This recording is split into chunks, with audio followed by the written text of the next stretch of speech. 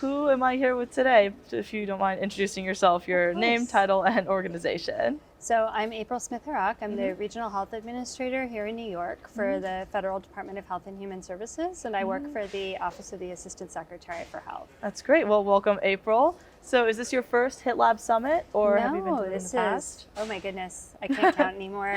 I've been Seasoned veteran. I've been doing these summits with HITLAB for a while now. That's wonderful. Yeah. So what keeps you coming back to them? You know, I really love the discussions that happen offline as well as all of the panels. Yeah. It's always so interesting to be able to talk with such an intellectually stimulating group of people who are really kind of dreaming and thinking about the future and looking forward. It's a unique thing. Yeah, absolutely. So talk to me a little bit about the Department of Health and Human Services, what you do, and how you can kind of apply that to the summit and what you bring. Sure. So as a regional health administrator, I represent 4 jurisdictions from the country. I have 10 regions, so I've got 9 counterparts across the country. But really for our office, I represent the efforts in digital health and emerging health technologies. Yeah. And I'm more of a policy shop person, so my job is really to understand what are the challenges, what are the opportunities, where are we going. And then also, because I work in the Office of the Secretary for the Assistant Secretary for Health, we do a lot of bridging across our department. We have many, many incredible organizations in the Federal Department of Health and Human Services.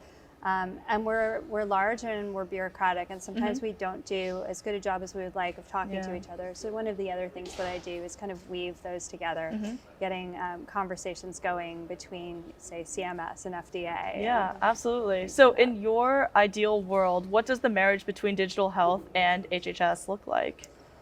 You know, really the focus for me is on building equity forward. Okay. So one of my biggest frustrations is the inequities in our existing health system and the foundation of essentially bias and exclusion that created that system. And so I really see emerging tech and health innovation as an opportunity to level that playing field and to build equity forward. And that's really what my focus is on. Yeah, absolutely. So are there any trends that you're keeping an eye out that you think will really increase this accessibility in healthcare throughout the country? Like what things are really catching your attention? Maybe some speakers that you're looking forward to at the summit to hear more about. Yeah, so I mean, I think that there's been this concept of tequity, this coin term that's been floating around the last couple of years, and I'm really, really excited to hear it. And I really love speaking with folks and having them organically bring up health equity and social determinants of health and cumulative impacts. So I'm kind of hearing more of the buzzwords, and I'm very hopeful that conversations like that can generate forward movement. And I think for me right now, with the way that AI has caught fire in the public, it's always been working. You know, for those who are technically minded, it's been there for ages. Forever. But the idea of AI and ML learning, deep learning, the idea that can either perpetuate bias or it can be orchestrated now to eliminate that bias.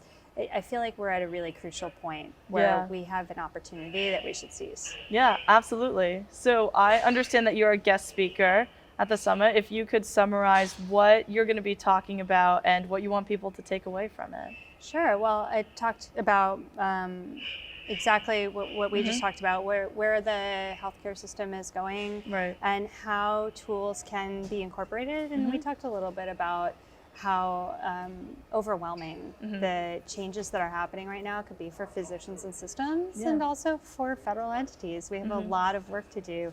Our system was built in an analog medical care system, and so we are really working very, very hard to create those updates in a way that's responsible and really productive for patients and citizens across the U.S. Yeah, absolutely. So as someone in HHS, where are the biggest gaps, do you think, in inequality that you see, and how are you working to kind of close those?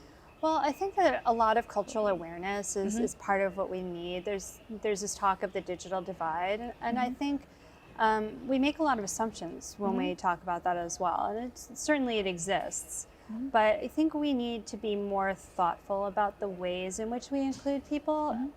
Inclusion and equity does not mean that everybody gets the same app or everybody visits the same doctor. It means that everybody has the chance to achieve their best health. And I think that that's really what we're working towards. Yeah, absolutely. That's a great message and a great goal. So thank you so much, April, for joining me today and answering all my questions. I really appreciate it. And good luck for the rest of the summit and the rest of your endeavors. Great. Thanks for having me. Yeah, of course.